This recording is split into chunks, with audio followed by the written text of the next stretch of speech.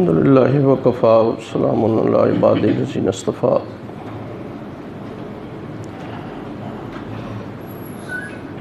اما بعد فاعوذ باللہ من الشیطان الرجیم، بسم اللہ الرحمن الرحیم۔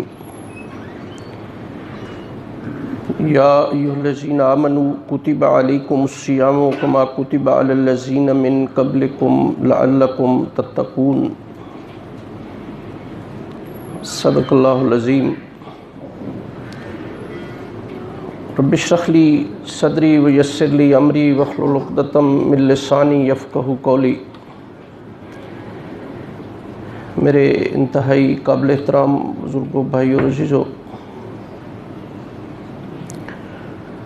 رمضان کے حوالے سے کہ اصل میں رمضان کی علت کیا ہے، حکمت کیا ہے، کیا مقصد ہے، اللہ پاک نے ہم پہ یہ رمضان کے روزے کیوں فرض کیے، انتہائی اختصار لیکن انتہائی جامعیت کے ساتھ اللہ پاک نے اس کا جواب دیا ہے قرآن حکیم کی اس آیت کے بالکل آخری حصے میں، کہ اللہ پاک فرماتے ہیں کہ اصل میں آپ پہ اور آپ سے پہلی اقوام ملل امم پہ جو روزے فرض کیے گئے ہیں، اس کی حکمت یہ ہے لعلکم تتقون، تاکہ آپ متقی بن جائیں، آپ پرہیزگار بن جائیں، آپ اللہ سے ڈرنے والے بن جائیں۔ کل کچھ تعریفات میں نے آپ کے سامنے تقویٰ کی عرض کی، کچھ مثالیں دیں۔ آخری بات جو میں عرض کر رہا تھا کہ عبداللہ بن عباس رضی اللہ تعالیٰ عنہ، جو رسول اللہ کے چچا کے بیٹے ہیں، ترجمان القرآن ہیں، پہلے مفسر قرآن ہیں، ان سے سوال کیا گیا کہ تقویٰ کیا ہے، تو انہوں نے جو تعریف فرمائی اس میں سب سے پہلی چیز جو تھی وہ یہ تھی کہ بندہ شرک سے بچتا رہے۔ یہ سنگین گناہ ہے،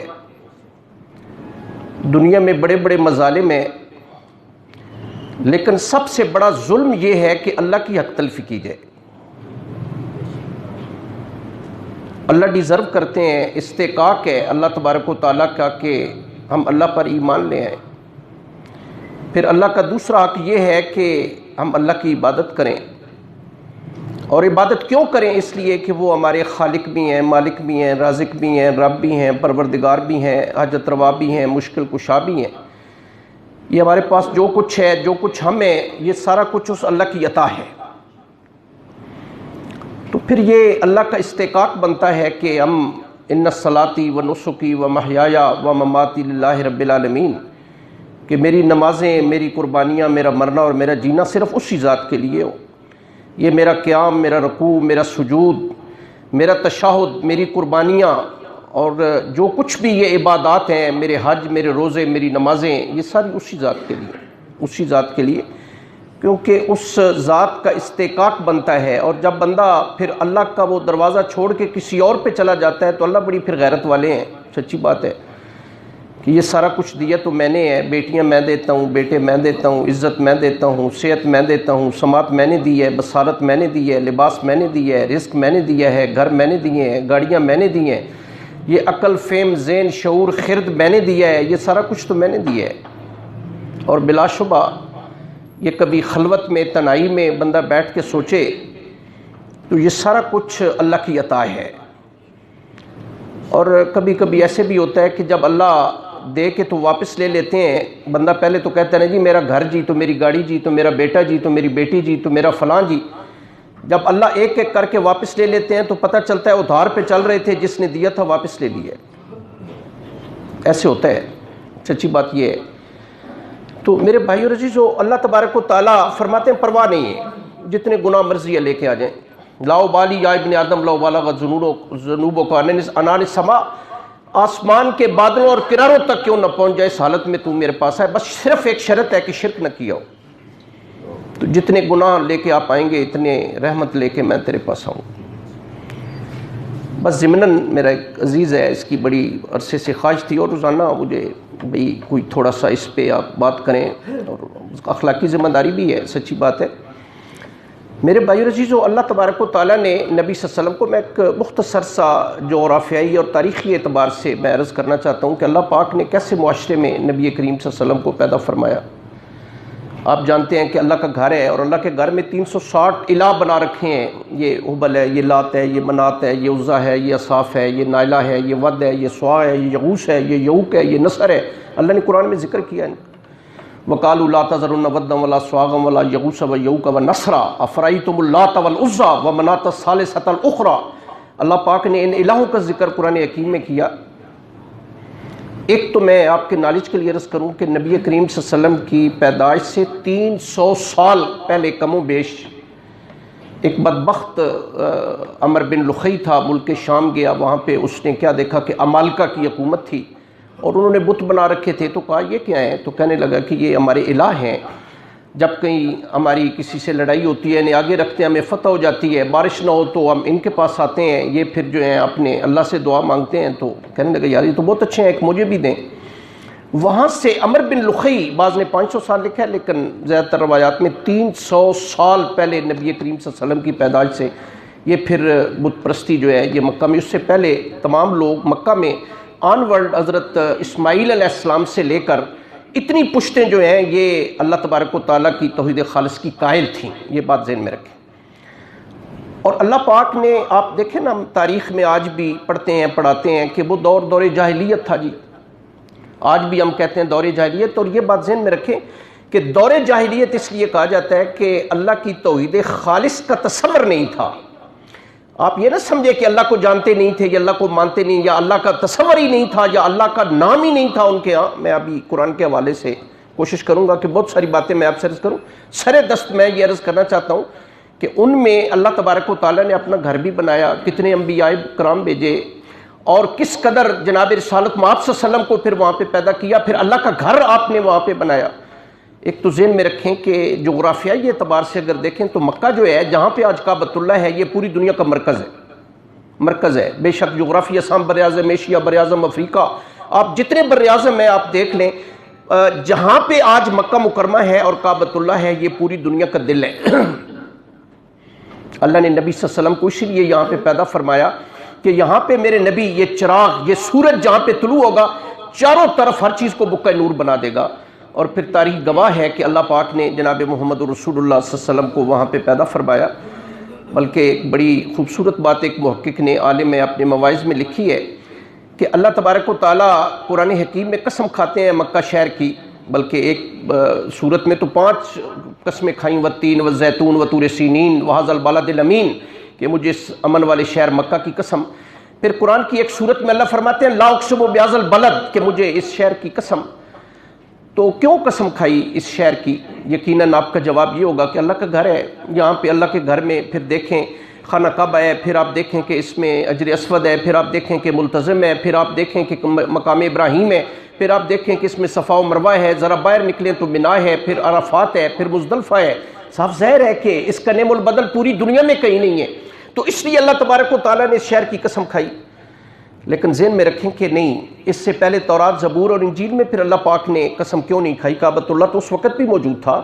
یہ کعبۃ اللہ تو آدم علیہ السلام کی پیدائش سے 2000 سال پہلے جناب جبریل علیہ السلام نے اللہ کے حکم سے تعمیر کیا، تو اللہ پاک نے پہلے تو کسی کتاب میں اس کی قسم نہیں کھائی۔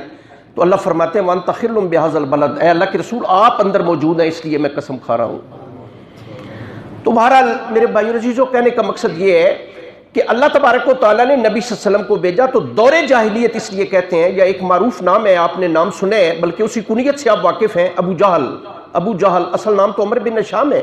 ابو جہل کیوں کہتے ہیں؟ جہالت کا باپ، اللہ کی توحید خالص کو نہیں مانتا۔ دور جاہلیت اللہ کی توحید خالص کا تصور جو ہے وہ نہیں تھا، لیکن بڑے زیرک اور دانا لوگ تھے، یہ بات ذہن میں رکھیں۔ ان میں بعض میرٹس تھے جو آج ہم میں نہیں ہیں۔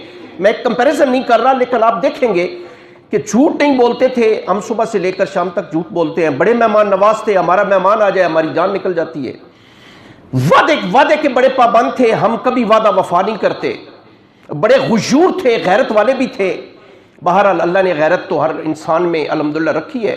میں 1-2 باتیں صرف عرض کرتا ہوں، یعنی ان کے حوالے سے کہ کس قدر زیرک اور دانا انسان تھے۔ ابو سفیان نام آپ نے سنا ہے، مکہ کا سردار ہے، نبی صلی اللہ علیہ وسلم کے سسر ہیں، ان کی بیٹی ام حبیبہ نبی صلی اللہ علیہ وسلم کے گھر میں ہے۔ ابو سفیان ملک شام سے واپس آ رہے ہیں، اسلام قبول ابھی نہیں کیا، 8 ہجری میں فتح مکہ کے موقع پہ اسلام قبول کیا۔ بطن نخلہ میں کیا دیکھا کہ کچھ اونٹ کی مینگنیاں پڑی ہیں۔ ابو سفیان بطن نخلہ میں ادھر قافلے رکا کرتے تھے، یہ بڑا اچھا پرفضا سا مقام تھا۔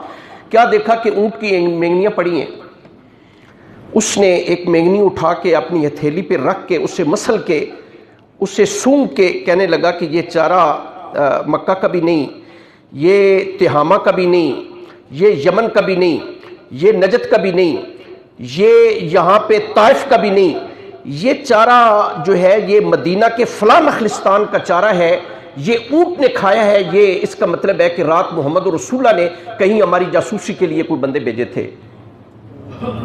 خدا کی قسم تاریخ گواہ ہے کہ بالکل یہی بات تھی کہ نبی کریم صلی اللہ علیہ وسلم کے جاسوس وہاں پہ تھے کہ ابو سفیان ملک شام گیا ہوا ہے، لہٰذا واپس آئے گا تو آپ نے پتہ کرنا ہے کہ کہیں وہاں سے اسلحہ یا کوئی ہمارے ساتھ لڑائی کے لیے کوئی ایسی چیزیں تو نہیں لا رہا۔ آپ اندازہ کر لیں، یعنی کسی لیبارٹری میں چیک نہیں کرایا، اسے ہتھیلی پہ رکھا، اسے مسلا، اسے سونگا اور کہنے لگا کہ یہ چارہ جو اونٹ نے کھایا ہے، آپ دیکھیں نا کتنے پروسیسز میں سے گزرا، کہنے لگا کہ یہ چارہ جو ہے یہ مدینہ کے فلاں نخلستان کا جو ہے وہ چارہ ہے، اس کا مطلب ہے کہ محمد نے ہماری جاسوسی کے لیے یہاں بندے بھیجے ہیں۔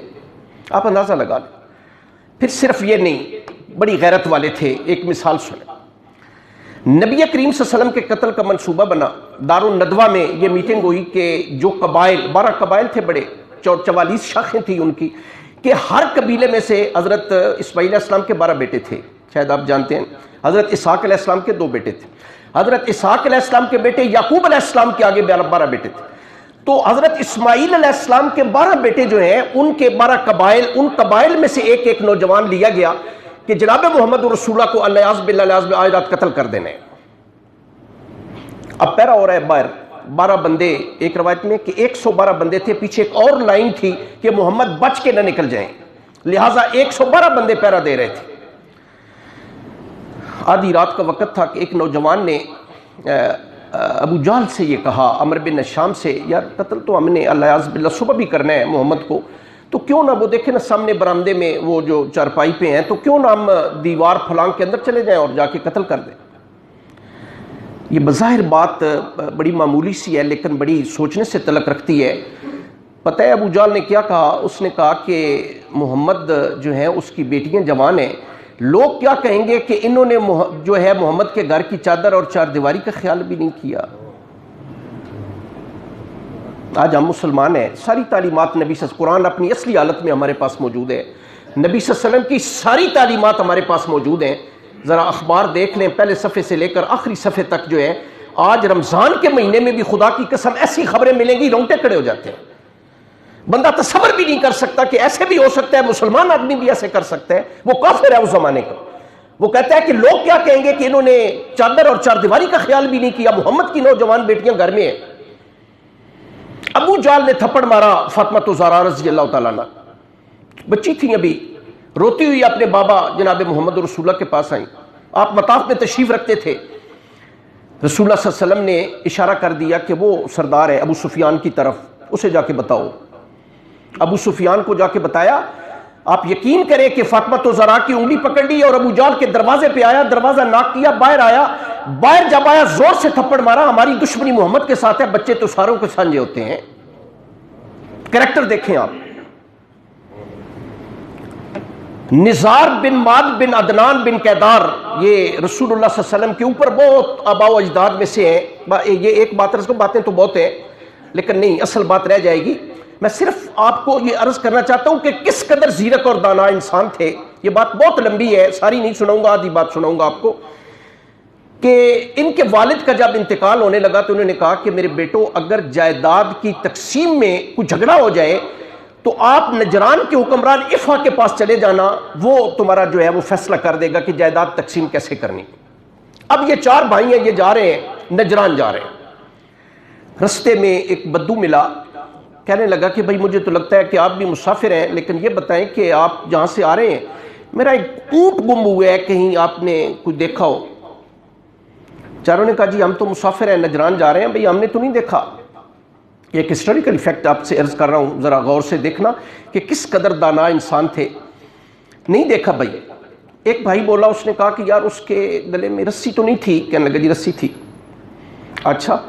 دوسرا بھائی بولا، اس نے کہا کہ جو پچھلی والی ٹانگ ہے یہ بائیں والی، کوئی اس سے لگڑا تو نہیں ہے؟ اس نے کہا جی لنگڑا ہے. تیسرا بھائی بولا، اس نے کہا کہ لگتا ہے کہ اس کی یہ بائیں والی آنکھ جو ہے یہ نہیں ہے. کہنے لگا جی نہیں ہے. ایک بھائی بولا، اس نے کہا کہ لگتا ہے کہ اس کی دم بھی نہیں ہے. کہنے لگا دم بھی نہیں. کہنے لگا اللہ کی قسم ہم نے تو نہیں دیکھا. بڑا حیران ہوا. اس نے کہا جی آپ نجران جا رہے ہیں، ٹھیک ہے میں بھی پھر نجران جاتا ہوں. وہ عفا کے دربار میں یہ چاروں بھائی بھی پہنچ گئے. کہا کہ میرے والد آپ کے والد کے بڑے اچھے دوست تھے، ہم چھوٹے چھوٹے تھے، ایک بار آپ کے پاس آپ کے والد کے پاس آئے تھے، تو ہمارا جائیداد میں کچھ جھگڑا ہے، تو آپ مہربانی کر کے اس کا جو ہے وہ فیصلہ فرما دیں. تو اس نے کہا جی ان کے فیصلے سے پہلے آپ نے میرا فیصلہ کرنا ہے. میرا اونٹ گم ہوا ہے. اور یہ چاروں جو ہے انہوں نے نشانیاں بالکل وہی بتا دی ہیں، لیکن کہتے ہیں کہ قسم کھا کے کہتے ہیں جی ہم نے نہیں دیکھا. اس نے پھر ان بھائیوں سے پوچھا بھئی آپ ذرا بتائیں نا، ان کا جو ہے وہ اونٹ نشانیاں ساری بتا دی ہیں. انہوں نے کہا جی اونٹوں میں پیدا ہوئے ہیں، الحمدللہ ہم سارا کچھ جانتے ہیں. ہم نے دیکھا کہ ایک مسلسل رسی جو ہے وہ درمیان میں ایسے گھستی چلی جا رہی ہے، پتہ چلا کہ اس کے گلے میں رسی بھی. پھر ہم نے اس کے کھرے دیکھے تو پتہ چلا کہ یہ جو پاؤں اس کا ہے یہ نسبتاً ذرا زیادہ دباتا ہے، پتہ چلا کہ یہ لنگڑا ہے.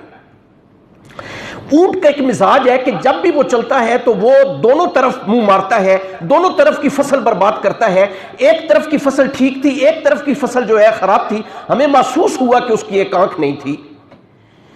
پھر ہم نے دیکھا کہ مینگنیاں جو ہیں وہ گچھے کی طرح صورت میں پڑی ہیں. اونٹ کا مزاج ہے کہ جب بھی وہ صحرا میں چلتا ہے یا سفر کرتا ہے، جو وہ چلتے ہوئے مینگنیاں کرتا ہے، اپنی اوپر دم پھیرتا رہتا ہے، وہ بکھر کے گرتی ہیں. ہم نے گچھے کی طرح دیکھی تو ہمیں محسوس ہوا کہ وہ جو ہے اس کی دم بھی نہیں تھی. تو یہ اتنے زیرک اور دانا لوگ تھے. یہ اصل مسئلہ کیا تھا؟ اصل مسئلہ جو ہے وہ یقین کریں کہ وہ سرداری کا مسئلہ. مثال دیتا ہوں کہ غزوہ بدر والا دن ہے، 17 رمضان مبارک ہے، 2 ہجری ہے. اخنس بن شریک یہ بھی ایک قبیلے کا سردار تھا. یہ ابو جہل کو ذرا الگ لے گیا، یہ بدر کا میدان.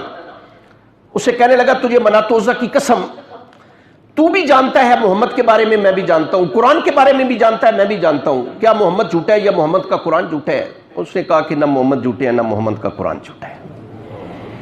دیکھو سکایا ان کے پاس ہے، یعنی حاجیوں کو پانی پلانا.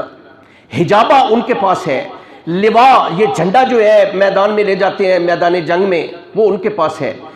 خانہ کعبہ کی جو خدمت ہے وہ ان کے پاس ہے. اب وہ کہتے ہیں نبوت بھی وہ بھی ہمارے خاندان نے، ہمارے پاس کیا رہا؟ ہمارے پاس تو کچھ بھی نہیں. یہ تو سرداری کا مسئلہ تھا، ورنہ وہ مانتے تھے اور جانتے تھے کہ خدا کی قسم نہ محمد جھوٹے ہیں نہ محمد کا قرآن جھوٹا ہے. تو میرے بھائی اور عزیزوں، وہ اللہ کو بھی جانتے تھے. اور بعض معاملات میں تو میں اگر آپ عرض کروں آپ کو تو سچی بات یہ ہے کہ دل پہ ہاتھ رکھ کے سوچنا پڑے گا کہ ہم کہاں پہ سٹینڈ کرتے ہیں. یہ ذہن میں رکھیں. مثال دیتا ہوں، اللہ تبارک و تعالیٰ قرآن حکیم میں ارشاد فرماتے ہیں نبی صلی اللہ علیہ وسلم کو، اللہ کے رسول ذرا آپ ان سے سوال کریں. ابو جہل سے کر لیں، ابو لہب سے کر لیں، عتبہ عتیبہ شیبہ ربیعہ ولید بن مغیرہ عقبہ بن ابی معیط ابی بن خلف امی بن خلف اسود بن عبد یغوث ابو البختری بن الشام، یہ سارے بدبخت کافر ہیں. اللہ کے رسول کسی سے سوال کر لیں.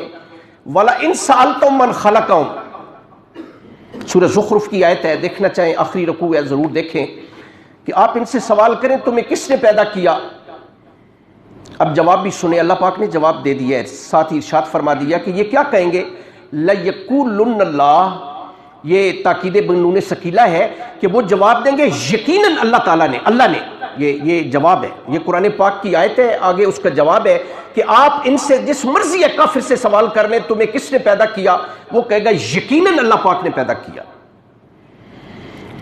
اگر آج آپ ناراض نہ ہو تو ہمارے ہاں بچہ پیدا ہوتا ہے، لٹ بھی رکھ دی جاتی ہے اور بچے کا نام ہے پیرا دیتا. ابو جہل کے عقائد دیکھ لیں تو آج موجودہ دور کے مسلمان کے عقائد دیکھ لیں. یہ بیسک کانسیپٹس ہیں نا جی، ہمارے بنیادی عقائد بڑے کلیئر ہونے چاہیے. عقیدت وہ ہوتا ہے نا جو انسان کے دل میں رچ بس جائے، جس کے مطابق انسان زندگی گزارتا ہے. فرق آپ ذرا تھوڑا سا کمپیریزن کرتے چلے جائیں کہ ابو جہل کا یہ اور ابو لہب اور عتبہ اور عتیبہ کا یہ عقیدہ ہے کہ اللہ نے یقیناً اللہ نے، صرف اللہ نے نہیں یقیناً اللہ نے پیدا کیا ہے۔ ترجمہ دیکھ لیں بشاک قرآن حکیم مترجم جو ہے نکال کے دیکھ لیں، وَلَئِن سَأَلْتَهُمْ مَنْ خَلَقَ السَّمَاوَاتِ وَالْأَرْضَ وَسَخَّرَ الشَّمْسَ وَالْقَمَرَ، آسمان اور زمین کس نے بنائے، سورج اور چاند کس نے مسخر کیے؟ جواب سن لیں، قرآن پاک میں ہے لَيَقُولُنَّ اللَّهُ، کہیں گے یقیناً اللہ تعالیٰ۔ وَلَئِن سَأَلْتُم مَّن نَّزَّلَ مِنَ السَّمَاءِ مَاءً فَأَحْيَا بِالْأَرْضِ مِن بَعْدِ مَوْتِهَا، آسمانوں سے پانی کون برساتا ہے، زمین مردہ ہے، حیات نو کون عطا فرماتا ہے؟ لَيَقُولُنَّ اللَّهُ، کہیں گے یقیناً اللہ تعالیٰ۔ یہ قرآن کے الفاظ ہیں، سورہ العنکبوت دیکھ لیں، سورہ لقمان دیکھ لیں، جو آیتیں میں نے ابھی 2-3 آپ کے سامنے پڑھی ہیں، سورہ یونس کی آیت۔ کل کا مطلب ہے کہ اللہ کے رسول پوچھئے ان سے، یعنی کل کہہ دیجئے۔ یہ لفظ قرآن حکیم میں کوئی 292 مقامات پر، بعض نے 300 مقامات لکھے ہیں، بعض نے 290 سے 300 کے درمیان مقالات لکھے ہیں، مقامات لکھے ہیں کہ کل کا مطلب ہے کہ کہہ دیجئے۔ یہ بڑی حتمی اور قطعی بات ہے، اللہ کے رسول انہیں کہ اپنا وقت ضائع نہ کریں۔ اللہ کے رسول فرما دیجئے مَن يَرْزُقُكُم مِّنَ السَّمَاءِ وَالْأَرْضِ أَمَّن يَمْلِكُ السَّمْعَ وَالْأَبْصَارَ وَمَن يُخْرِجُ الْحَيَّ مِنَ الْمَيِّتِ وَيُخْرِجُ الْمَيِّتَ مِنَ الْحَيِّ وَمَن يُدَبِّرُ الْأَمْرَ فَسَيَقُولُونَ اللَّهُ فَقُلْ أَفَلَا تَتَّقُونَ۔ سنیں اب اس کا مفہوم سن لیں، سورہ یونس کی آیت ہے، دیکھیں گھر جا کے۔ اللہ کے رسول آپ ان سے پوچھیں کہ رزق کون دیتا ہے تمہیں، آسمان اور زمین کی ساری مخلوق کا رازق کون ہے، تمہیں سماعت اور بصارت کس نے دی ہے؟ یہ جو اللہ نے 2 آنکھیں آپ کو دی ہیں، ہر پیدا ہونے والا بچہ 2 آنکھیں لا رہا ہے، آپ کی ایک آنکھ میں 1 ارب 30 کروڑ کیمرے اللہ پاک نے فٹ کر دیے ہیں، 1 لاکھ ٹیلی فونک سسٹم اللہ پاک نے، ہر پیدا ہونے والا بچہ 2 آنکھیں بھی لا رہا ہے، 2 کان بھی لا رہا ہے۔ اللہ فرماتے ہیں سماعت اور بصارت آپ کو کون دیتا ہے؟ مردہ کو زندہ، ایک منی کا غلیظ ترین قطرہ، خدا کی قسم اتنی خوبصورت تصویریں اللہ تبارک و تعالیٰ قرآن میں فرماتے ہیں یخلقکم فی بطون امہاتکم خلقا من بعد خلق فی ظلمات ثلاث، تیری ماں کے پیٹ کی 3 اندھیریوں کے اندر اتنی خوبصورت شکلیں کون بناتا ہے؟ والذی یصورکم فی الارحام کیف یشاء، میں بناتا ہوں، کوئی ایسا مصور بتائے نا اندھیرے میں پانی کے قطرے پہ تصویر بنائے اور اتنی خوبصورت تصویر بنائے، کون بناتا ہے؟ اللہ فرماتے ہیں کہ مردہ کو زندہ سے، زندہ کو مردہ سے کون نکالتا ہے؟ اس پوری کائنات کا نظام کون چلا رہا ہے؟ وَمَن يُدَبِّرُ الْأَمْرَ فَسَيَقُولُونَ اللَّهُ، وہ کہیں گے صرف اللہ۔ فَقُلْ، آپ ان سے کہہ دیں أَفَلَا تَتَّقُونَ، ظالموں پھر اللہ سے ڈرتے بھی نہیں ہو؟ اگر تمہارا ایمان یہ ہے خالق اللہ ہے، مالک اللہ ہے، رازق اللہ ہے، آسمان سے پانی اللہ برساتے ہیں، زمین کو حیات نو اللہ فرماتے ہیں، یہ رزق جو ہے اللہ تبارک و تعالی ہمیں عطا فرماتے ہیں، وہ پھر ڈرتے بھی نہیں ہو اللہ پاک سے؟ پھر اللہ تبارک و تعالی نے سورہ مومنون میں کنسیکٹیو 3-4 آیتوں میں اللہ پاک نے پھر سوال کیا قُلْ لِمَنِ الْأَرْضُ مَنْ فِيهَا إِن كُنتُمْ تَعْلَمُونَ، یہ زمین اور زمین کے اندر جو کچھ ہے، خزانے اور خزینے ہیں، یہ کس کے ہیں؟ سَيَقُولُونَ لِلَّهِ، وہ کہیں گے اللہ کے۔ قُلْ مَن رَبُّ السَّمَاوَاتِ السَّبْعِ وَرَبُّ الْعَرْشِ الْعَظِيمِ، 7 آسمانوں اور عرش عظیم کا مالک کون ہے؟ سَيَقُولُونَ لِلَّهِ، وہ کہیں گے صرف اللہ۔ قُلْ مَن بِيَدِهِ مَلَكُوتُ كُلِّ شَيْءٍ وَهُوَ يُجِيرُ وَلَا يُجَارُ عَلَيْهِ إِن كُنتُمْ تَعْلَمُونَ، آپ یہ بتائیں ساری بادشاہی کس کی ہے؟ پناہ وہ دیتا ہے، کیا اللہ کے خلاف کوئی پناہ دے سکتا ہے؟ سَيَقُولُونَ لِلَّهِ، وہ کہیں گے تمام طاقتوں کی مالک صرف ایک ذات ہے اور وہ اللہ کی ذات ہے۔ تو پیچھے میں نہیں دارد یہ 360 کیوں بنا رکھے ہیں؟ جواب سن لیں، اور اس جواب میں بہت ساری باتیں پنہا ہیں، آپ نے ذرا غور کرنا ہے۔ وہ کہتے تھے کہ ہم انہیں رب کب مانتے ہیں؟ ہم تو انہیں اللہ نہیں مانتے، ہم تو رب نہیں مانتے انہیں۔ ہؤلاء شفعاؤنا عند اللہ، سورہ یونس کی آیت ہے، یہ تو سفارشی ہیں ہمارے، اللہ ہماری سنتا نہیں ہے، ان کی موڑتا نہیں ہے۔ بڑی سیدھی سی بات ہے، آج ہمارا کیا عقیدہ ہے؟ ذرا دل پہ ہاتھ رکھیں نا، ہم بھی یہی سمجھتے ہیں، ہم نے بھی چھوٹے چھوٹے خدا بنا رکھے ہیں، ہمارے سینوں میں موجود ہیں۔ وہ ایک عالم نے بڑی خوبصورت تعریف کی اگلے دن، الہ کسے کہتے ہیں؟ الہ معبود کو کہتے ہیں، معبود اسے کہتے ہیں جس کی عبادت کی جائے۔ الہ کسے کہتے ہیں؟ وہ کہتے ہیں کہ جب کوئی مشکل پیش آئے نا بندے کو، مشکل پہ سب سے پہلا خیال آپ کا جس کی طرف جائے وہ آپ کا الہ ہے، دیٹس آل۔ سب سے پہلا خیال، میں اگر کوئی مجبور ہوں میرا خیال جائے ملک صاحب میرے ماشاءاللہ بڑے جو ہیں، میرے مہربان ہیں، یہ میرے الہ ہیں، میں نے اپنے الہ کو چھوڑ دیا ہے۔ اور اللہ پاک قرآن حکیم میں فرماتے ہیں کہ آپ کیسے بندے ہیں؟ فَإِذَا رَكِبُوا فِي الْفُلْكِ دَعَوُا اللَّهَ مُخْلِصِينَ لَهُ الدِّينَ فَلَمَّا نَجَّاهُمْ إِلَى الْبَرِّ فَإِذَا هُمْ يُشْرِكُونَ، کشتی پہ سوار ہوتے ہیں، خالص اللہ کو بلاتے ہیں، جب کشتی پار ہو جاتی ہے اللہ تبارک و تعالیٰ تمہیں بچا کے ساحل پہ پہنچا دیتے ہیں، دل میں یقین ہو جاتے ہو، شرک شروع کر دیتے ہو، کیسے بندے ہو؟ وَإِذَا غَشِيَهُم مَوْجٌ كَالظُّلَلِ دَعَوُا اللَّهَ مُخْلِصِينَ لَهُ الدِّينَ فَلَمَّا نَجَّاهُمْ إِلَى الْبَرِّ فَمِنْهُم مُقْتَصِدٌ۔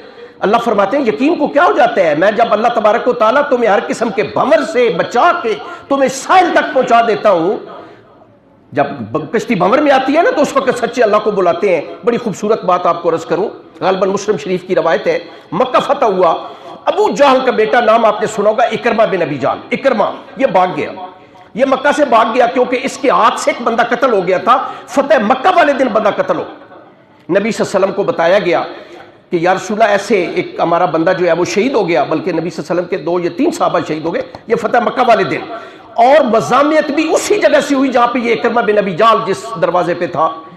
یہ اکرمہ بن ابی جہل بھاگ گیا کہ میں ابو جہل کا بیٹا ہوں، ابو جہل محمد رسول اللہ کی ساری زندگی مخالفت کی ہے، پھر میرے ہاتھ سے بندہ بھی قتل ہوا، رسول اللہ مجھے کبھی معاف نہیں فرمائیں گے۔ جدہ کی بندرگاہ پہ پہنچ گیا، کشتی جانے لگی، ہاتھ دیا، کشتی رک گئی، یہ کشتی میں بیٹھ کے اکرمہ بن ابی جہل، کشتی آگے تھوڑی سی گئی، کشتی بھنور میں آ گئی۔ یہ اکرمہ بن ابی جہل خود روایت کرتے ہیں جو میں بات آپ سے عرض کر رہا ہوں، کشتی بھنور میں آ گئی تو میں نے دل میں لات منات عزا کو میں نے یاد کرنا شروع کیا۔ ملا بولا نہیں بھائی جوان، کشتی جب بھنور میں آ جاتی ہے تو سوائے اللہ کے کوئی نہیں نکال سکتا۔ یہ اکرمہ بن ابی جہل کہتے ہیں کہ اس نے کہا کہ جب کشتی بھنور میں آتی ہے تو سوائے اللہ کے کوئی نہیں بچا سکتا، اور میں نے کہا یہی بات تو محمد کہتے تھے میں جن سے بھاگ کے آ رہا ہوں۔ کہتے ہیں خدا کی قسم میں نے دل میں فوری طور پہ یہ تہیہ کیا، اے محمد کے سچے خدا، اگر آج تو مجھے یہاں سے بچا دے گا میں سیدھا محمد رسول اللہ کے پاس جاؤں۔ ادھر ان کی بیوی ام حکیم، لمبی بات ہے مختصراً، یہ ام حکیم نبی کریم مکہ فتح ہو گیا، نبی صلی اللہ علیہ وسلم نے اعلان فرما دیا لا تثریب علیکم اليوم اذهبوا وانتم الطلقاء، کہ جاؤ بھائی آج کے دن میں نے اسی طرح آزاد کر دیا یوسف علیہ السلام نے اپنے بھائیوں کے لیے اعلان کیا تھا، آج میں نے وہی اعلان کر دیا ہے، کسی سے کوئی باز پرس نہیں۔ ام حکیم آئی، یا رسول اللہ میرا خاوند ہے، ابو جہل کا بیٹا ہے، میں ابو جہل کی بہو ہوں، میرا خاوند ہے اکرمہ بن ابی جہل، آپ جانتے ہیں اس کے ہاتھ سے بندہ بھی قتل ہوا، یا رسول اللہ بھاگ گیا ہے، یا رسول اللہ معاف فرما دے، فرمایا معاف کر دیا، یا رسول اللہ کوئی نشانی دے دیں، حیران ہوں گے آپ، رسول اللہ نے اپنا امامہ اتار کے دے دیا، لے جاؤ اسے، جاؤ محمد رسول اللہ نے معاف کر دیا۔ جدہ پہنچ گئی، جدہ آپ حیران ہوں گے، ادھر سے آ رہے تھے تو انہوں نے دیکھا ام حکیم تو کدھر؟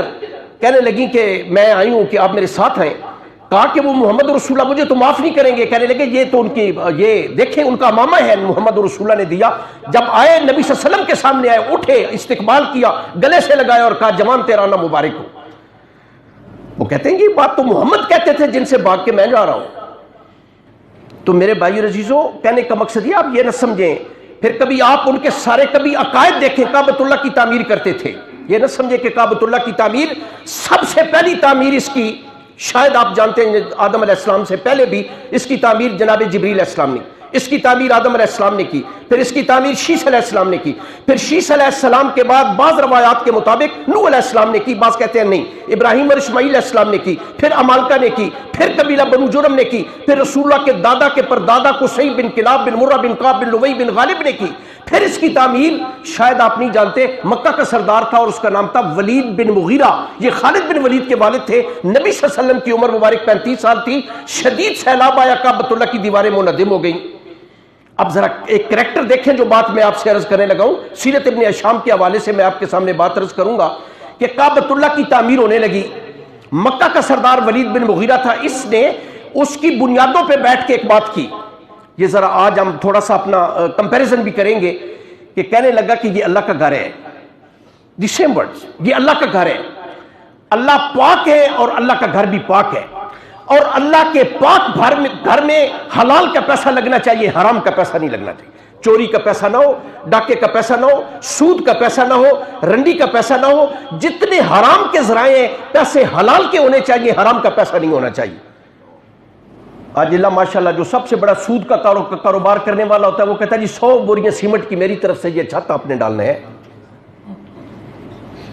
میں کفر کی بات عرض کر رہا ہوں۔ اور ولید بن مغیرہ مسلمان نہیں ہوا، ولید بن مغیرہ کے 13 بیٹے تھے، 3 مسلمان ہوئے، خالد بن ولید، ولید بن ولید اور ہشام بن ولید، باقی 10 بیٹے. اللہ نے قرآن میں نام تو نہیں لیا, اللہ نے مذمت کی ہے قرآن کی 2 مختلف صورتوں میں. دیکھنا چاہیں تو سورۃ نون والقلم میں بھی دیکھیں, سورہ مدثر میں بھی دیکھیں. ولید بن مغیرہ کی مذمت کی اللہ تبارک و تعالیٰ نے, لیکن کریکٹر دیکھیں, وہ کہنے لگا کہ اللہ کا گھر پاک ہے, اللہ کے پاک گھر میں.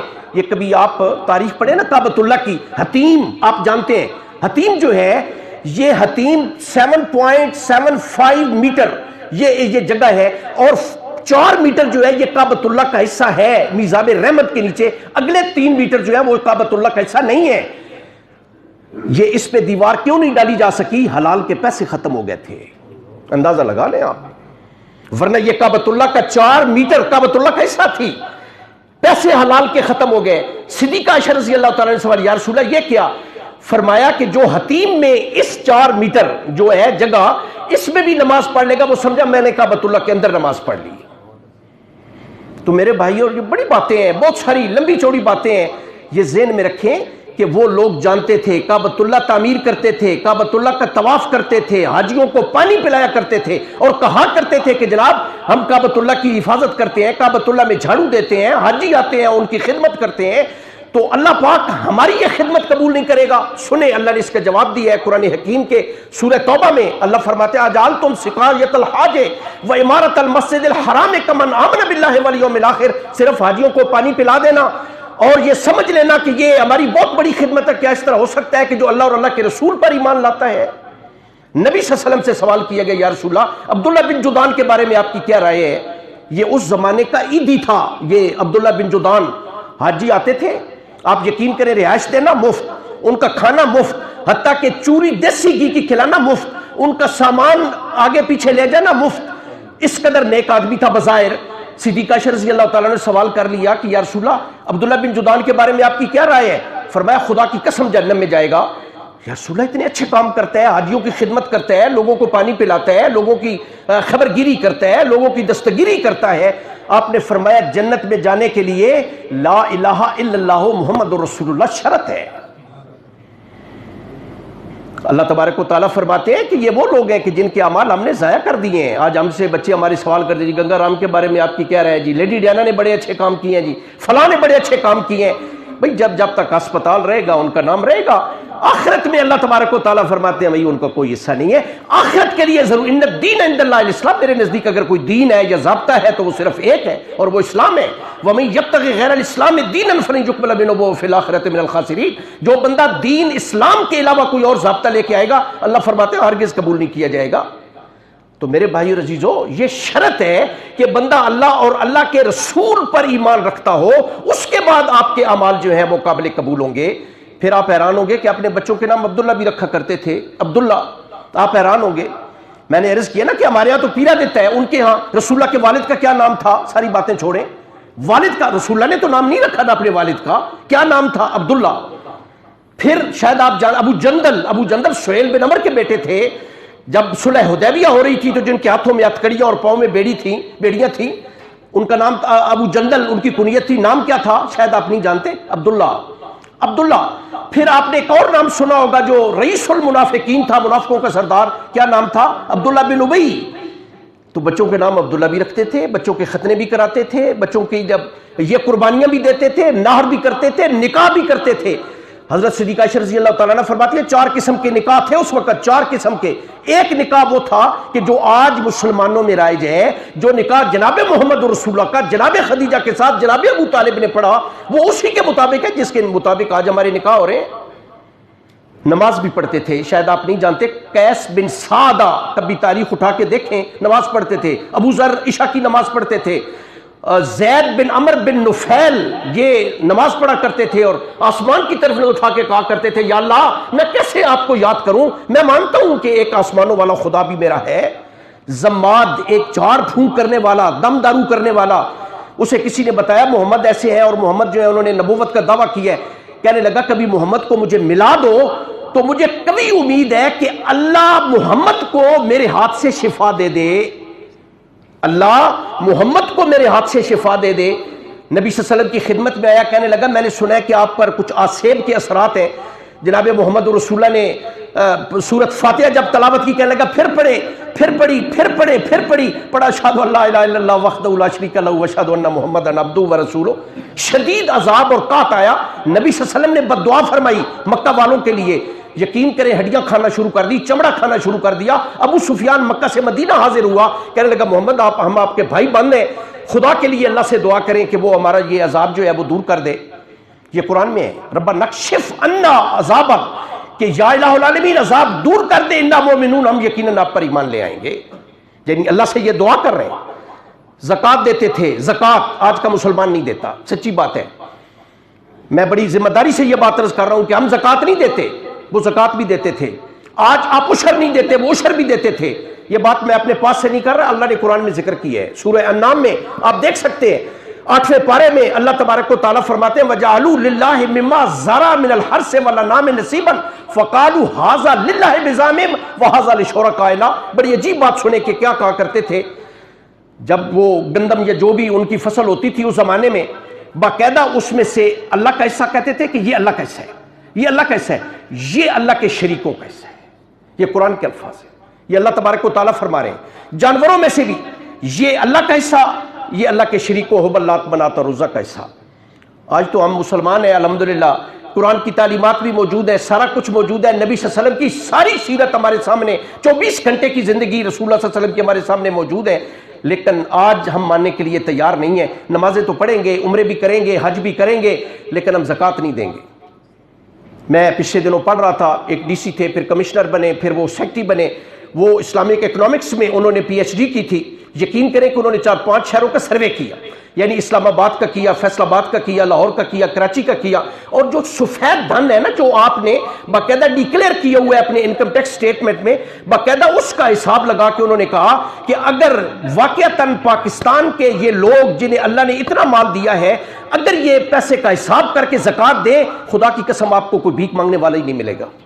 اندازہ لگا لیں آپ, یہ صورتحال ہے. ہمارے پاس بھی اتنا پیسہ ہے, قارون تو چلا گیا ہے, قارون کی اولاد آج بھی موجود ہے. تو میرے بھائی عزیزو, یہ ان کے عقائد تھے. اور اللہ تبارک و تعالیٰ فرماتے ہیں, اور پھر کہا کرتے تھے مَا نَعْبُدُهُمْ إِلَّا لِيُقَرِّبُونَا لِلَّهِ زُلْفَىٰ. کب بندگی کرتے ہیں ہم ان کی؟ ہم تو صرف اس لیے ان کی بندگی کرتے ہیں کہ یہ ہمیں اللہ کے قریب کر دیتے ہیں. یہ قرآن کے الفاظ ہیں, سورہ زمر ہے, 24واں پارہ ہے. تو اللہ تبارک و تعالیٰ فرماتے ہیں کہ ایسے لوگ بھی ہیں وَإِذَا ذُكِرَ اللَّهُ وَحْدَهُ اشْمَأَزَّتْ قُلُوبُ الَّذِينَ لَا يُؤْمِنُونَ بِالْآخِرَةِ وَإِذَا ذُكِرَ الَّذِينَ مِن دُونِهِ إِذَا هُمْ يَسْتَبْشِرُونَ. ایسے لوگ بھی ہیں کہ جب اللہ کی توحید خالص کا ذکر کیا جاتا ہے ان کے سامنے دل تنگ ہونے شروع ہو جاتے ہیں. یہ دیکھیں نا کتنی یہ ساری باتیں اللہ نے قرآن میں فرما دی ہیں. ایک تو آج سے ہر بندہ یہ وعدہ کرے کہ میں قرآن پڑھوں گا اور قرآن ترجمے کے ساتھ پڑھوں. یقین آپ جس کا مرضی ہے ترجمہ لے لیں, اللہ سے مانگ کے ترجمہ پڑھے کہ یا اللہ جو سیدھا رستہ ہے یا اللہ مجھے وہ دکھا دے. اہدنا الصراط المستقیم. دیکھیں نا کتنی لجاجت سے ہم اللہ کے حضور دعا مانگتے ہیں. نماز کی ہر رکعت میں فرائض ہے, واجبات ہے, سنن ہے, نوافل ہے, کوئی نماز بھی ہے ہم اللہ سے دعا مانگتے ہیں. اہدنا, یار قرآن اتنا لاوارث ہے کہ ہمارے پاس اس کے لیے آدھا گھنٹہ بھی نہیں ہے 24 گھنٹے میں سے. خدا کی قسم اللہ کی عدالت میں جواب دینا پڑے گا. رسول اللہ رو کے ہمارے خلاف استغاثہ دائر فرمائیں گے اور عرض کریں گے وقال الرسول یا رب ان قوم اتخذوا هذا القرآن مہجورا. یا اللہ یہ میری وہ قوم ہے اور امت ہے جس نے دنیا میں تیرے قرآن کا مذاق اڑا دیا تھا. آج ہم مذاق اڑا رہے ہیں. اتنے قرآن والد صاحب کو بخش دیں جی, ماں کو بخش دیں. زندہ کتاب ہے, زندہ لوگوں کے لیے ہے. یہ بات ذہن میں رکھیں, اسے اپنا حرز جان بنائیں, اسے اپنا اوڑھنا بچھونا بنائیں. اس قرآن حکیم کو کثرت سے قرآن کی تلاوت کریں اور اسے سمجھیں. انشاءاللہ آخری دن میں کوشش کروں گا کہ میں قرآن کے حوالے سے بہت ساری باتیں میں آپ سے عرض کروں. تو یہ بڑا ضروری ہے کہ قرآن جو ہے یہ ترجمے کے ساتھ آپ پڑھیں کہ اللہ تبارک و تعالیٰ ہمیں کیا فرماتے ہیں, اللہ ہمارے لیے کیا چاہتے ہیں. تو میرے بھائی اور عزیزو, اللہ تبارک و تعالیٰ یہ چاہتے ہیں کہ یہ میرا بندہ بن کے رہے, اور اللہ کے علاوہ یقین کر لیں کہ کوئی ہدایت نہیں دے سکتا. اور اللہ فرماتے ہیں کہ سارے گناہ معاف فرما دوں گا, لیکن میں شرک والا گناہ جو ہے یہ میں معاف نہیں کروں گا. یہ سارا کچھ جو کچھ آپ کے پاس ہے یہ سارا کچھ میری عطا ہے. اور یقین کریں کہ اتنے بڑے اللہ ہیں, اتنے بڑے اللہ تبارک و تعالیٰ نے تعارف کروایا ہے اپنا. قرآن کا کوئی ایسا صفحہ نہیں ہے جہاں پہ اللہ تبارک و تعالیٰ نے اپنی توحید خالص کا ذکر نہ کیا ہو. سنیں اللہ پاک فرماتے ہیں کہ اللہ کے رسول آپ فرما دیجئے, بس 1 منٹ میں ختم کرتا ہوں, قُلْ لَوْ كَانَ الْبَحْرُ مِدَادًا لِكَلِمَاتِ رَبِّي لَنَفِدَ الْبَحْرُ قَبْلَ أَن تَنفَدَ كَلِمَاتُ رَبِّي وَلَوْ جِئْنَا بِمِثْلِهِ مَدَدًا. ایک اور آیت بھی سن لیں، پھر دونوں کا ترجمہ میں عرض کر دیتا ہوں. وَلَوْ أَنَّ مَا فِي الْأَرْضِ مِنْ شَجَرَةٍ أَقْلَامٌ وَالْبَحْرُ يَمُدُّهُ مِنْ بَعْدِهِ سَبْعَةُ أَبْحُرٍ مَا نَفِدَتْ كَلِمَاتُ اللَّهِ إِنَّ اللَّهَ عَزِيزٌ حَكِيمٌ. اتنے بڑے اللہ ہیں. اللہ فرماتے ہیں، اللہ کے رسول ان سے فرما دیجئے کہ اگر سمندر سیاہی بن جائے، سمندر سیاہی بن جائے، گہرائی کا اندازہ آپ لگا لیں، لمبائی چوڑائی کا بھی اندازہ لگا لیں، سمندر سیاہی بن جائے، اللہ فرماتے ہیں دنیا میں جتنے درخت ہیں کلمے بنا دی جائیں.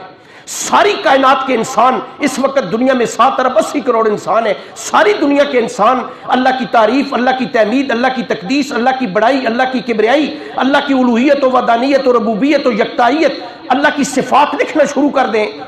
اللہ تبارک و تعالیٰ فرماتے ہیں کہ ایک سمندر نہیں، ایک سمندر اور بھی لے آئیں. کتنے سمندر ہو گئے؟ 2 سمندر.